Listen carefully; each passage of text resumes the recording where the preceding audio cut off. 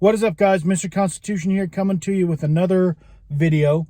Today's rant is going to be a little different, stepping away from the political stuff I'm doing because I'm interested in more than just politics, and going into something that is near and dear to my heart, and that is Lord of the Rings. Now, on Friday last week, Amazon dropped their newest teaser for their new series coming out in September, the Lord of the Rings, Rings of Power. Now, if you're like me and you're a big Lord of the Rings fan, when you heard Amazon was going to be doing a series based on Tolkien's works set in the Second Age, that might have been kind of exciting at the time, but not 100% sure. We've been burned a lot by modern big media companies, and I'm looking at you, Disney. And so when I heard Amazon was doing it, I was at the same time excited and apprehensive. I love Lord of the Rings, and seeing more content coming out is great. But if it's bad content, So today we're going to look at and break down the most recent teaser, I should say, from Amazon that just dropped Friday. So we're going to watch that. We're going to watch it. We're going to break it up. I'm going to give you my thoughts, and we'll go from there. So let's get right into it with the first little bit. There was a time when the world was so young. There had not yet been a sunrise. But even then, there was light. So opening impressions, pretty positive so far. The voiceover, I mean, it's pretty generic. We've seen a lot of this. This is very similar to kind of the opening from Lord of the Rings, the movies. So they seem to be kind of playing it safe here. Love the final shot there. Love the last shot there of what appeared to be the trees of Valinor. This must obviously be coming from some kind of prologue or flashback at some point, because these trees were destroyed by Ungoliant in the First Age, and were at the time the only source of light in the world of Arda, because the sun had not yet been created. So,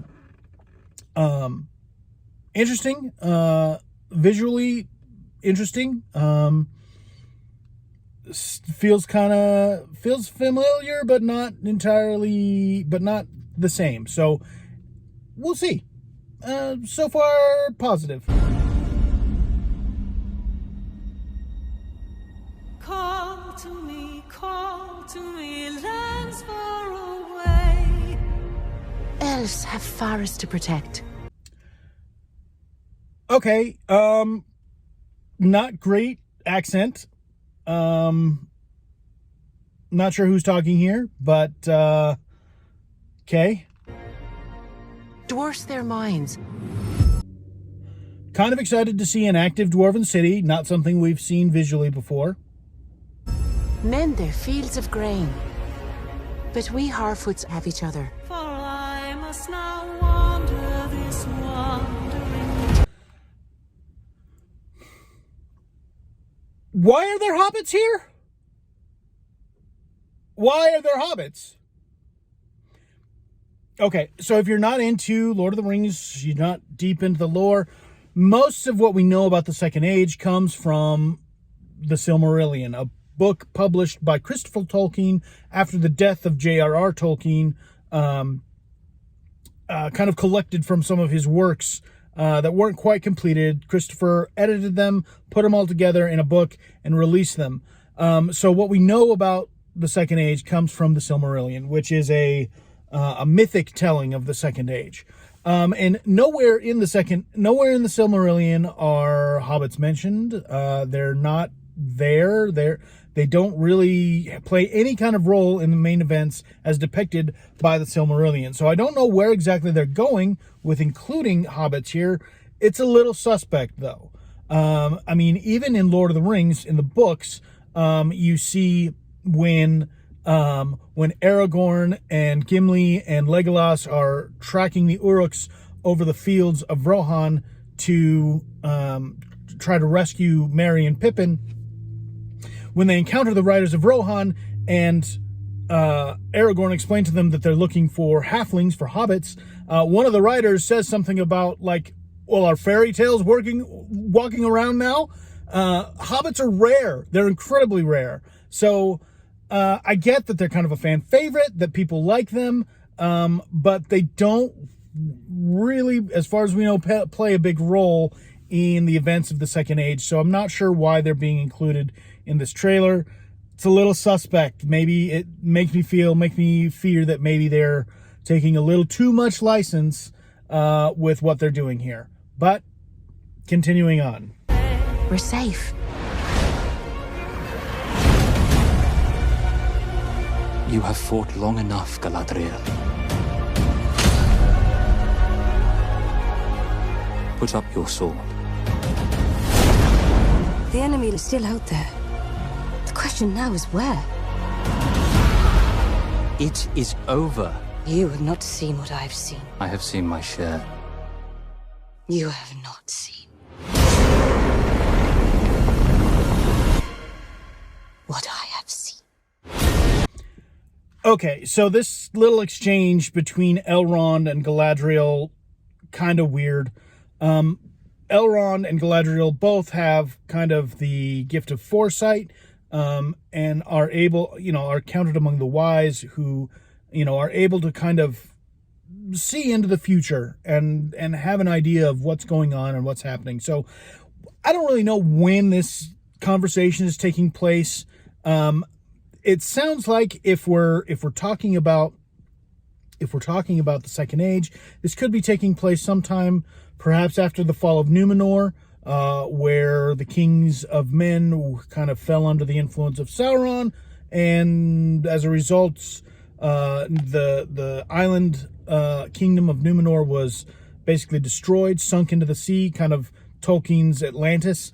And so now, who knows? That's complete speculation. I have no idea if how true that is. But the exchange here between Elrond and Galadriel is a little weird. First, I don't know who the actor is that they chose to playing Elrond here is, but doesn't quite fit visually with him. I know kind of we have sort of some expectations from Hugo Weaving from the Lord of the Rings trilogy, but some's not quite hitting the mark with Elrond there. No comment about the guy's. I haven't seen it, so I have no idea what the guy's acting chops are like. But visually speaking, not quite hitting the mark.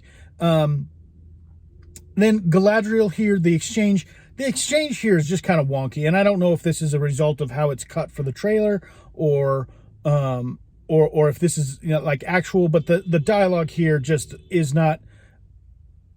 The dialogue here just is not that great. So yeah, I don't know what exactly they're going with, but it's wonky here, and it feels like they're kind of setting up Galadriel as sort of the main character for the series, which is a little concerning. Not only because, based on what we know from Tolkien's letters, Galadriel was kind of retconned into his into Lord of the Rings, and into she showed up in Lord of the Rings. He really liked her, and he sort of retconned her into the Silmarillion, and she doesn't really play a big role. She doesn't she's there obviously, but she the stories that we have in the Silmarillion really have very little to do with her.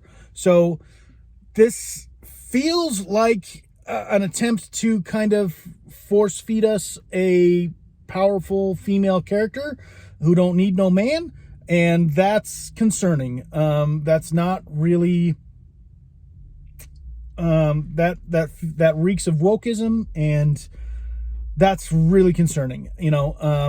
we've seen from lots of other companies that introducing an agenda into your storytelling just does not satisfy. And speaking from experience as a huge Star Wars fan, what Disney has done to the Star Wars franchise is very disappointing. So this is concerning to me that that if what we're seeing, if they're kind of setting Galadriel up as sort of the main protagonist, not 100% sure. And it's not because she's a woman. Apologies, my phone overheated.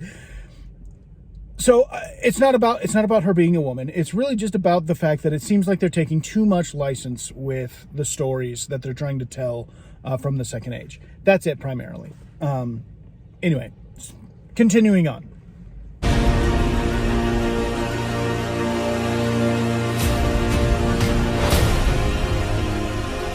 Darkness will march over the face of the earth. It will be the end, not just of our people, but all peoples. I am sorry, but their time has come. The past is with us all. The past is dead. We either move forward or we die with it. Okay, I feel triggered. The line, the past is dead, reeks of Star Wars. Reeks of Kylo Ren's line from The Last Jedi. Forget the past, kill it if you have to.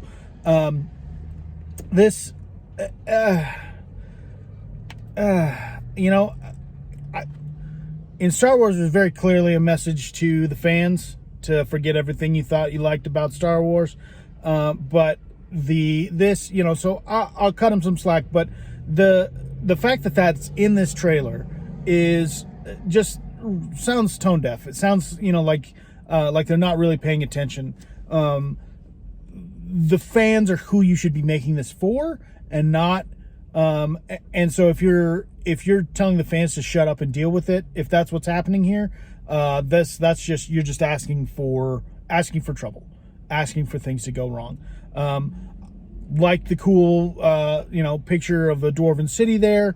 That's exciting.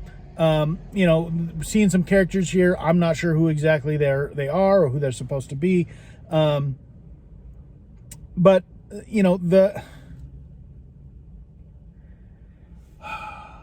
something about the message of forgetting the past or the past being dead just reeks of modernism and postmodernism, especially, I should say, and just the idea that what's happening now is better than what happened then, and that we're smarter and more able to deal. We're more evolved, which is a very progressive, very humanist approach, which is disgusting to see in a Tolkien-based property. Tolkien was very much a conservative. He loved the past. He belonged to one of the oldest faiths on the planet, and so it's a slap in the face to have something like that in here, and really does not speak well for the mindset of the creators of this show. So you're on thin ice here right now, Amazon. You better straighten up and fly straight here. Continuing. This could be the beginning of a new era. This could be the beginning of a new era. Another message to the fans. Hey, this could be so much better than what you're used to. But what we're used to, we like. Come on, people. Come on. And then this scene with the dude, apparently a war guy, chained up dude fighting a warg. Very CGI, not really all that impressive there. Not sure. Don't like it.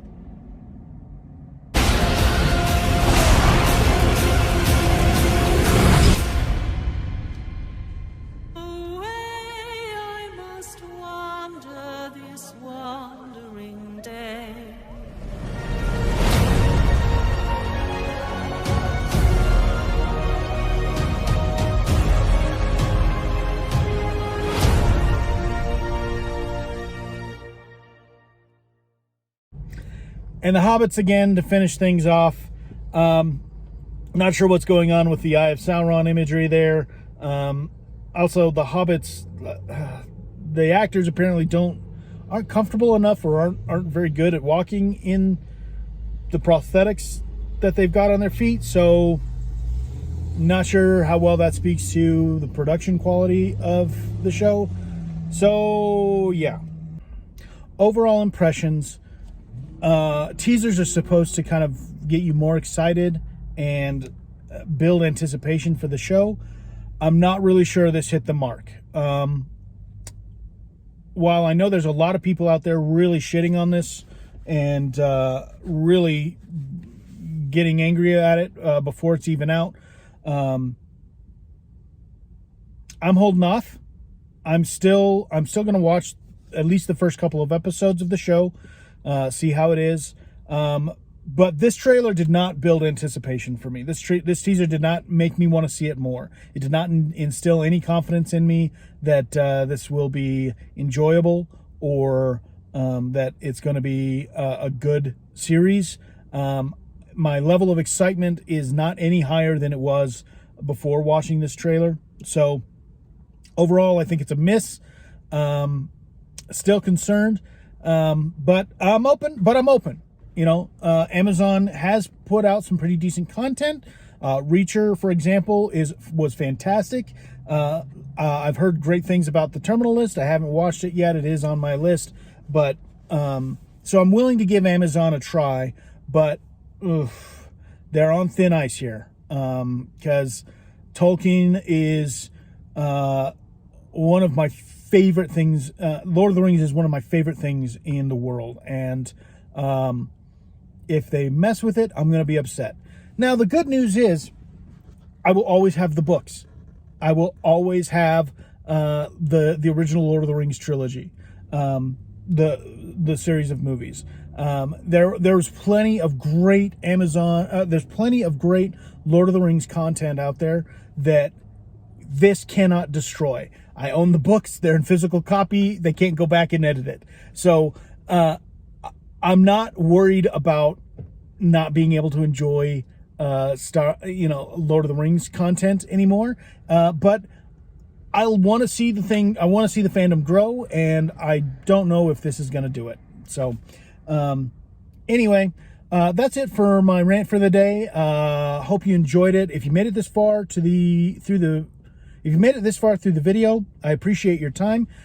Please leave a like, leave a comment, subscribe, and hit the notification bell so you can get notifications whenever I drop new content. I'd appreciate it. And please like and share to help grow the channel. Thanks again for viewing, and we'll catch you next time.